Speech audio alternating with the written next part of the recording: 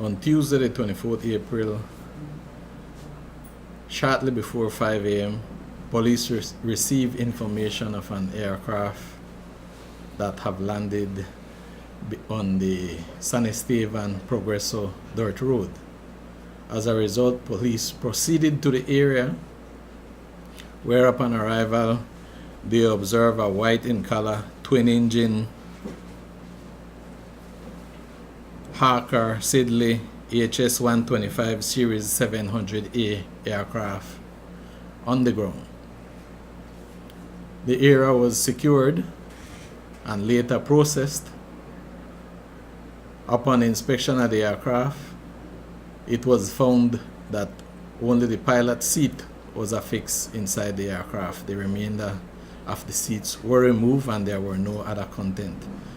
The police conducted extensive searches in the area and no other item related to the aircraft was found. Given the nature of this particular discovery, and especially because the seats and the other aspects of the cabin were removed, do police suspect that this plane was used to offload some illicit cargo, possibly drugs? Well, samples were taken from within the cabin of the aircraft, which will determine more or less if the cargo was related to drugs or so.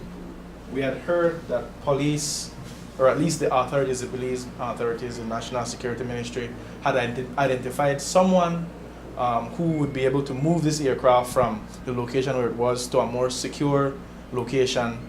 Is that indeed accurate, and is there any particular time set up to move this aircraft? No, I do not have that information, but I know that this is still an ongoing investigation, and it is an intense investigation that will continue, especially within the northern region of the country.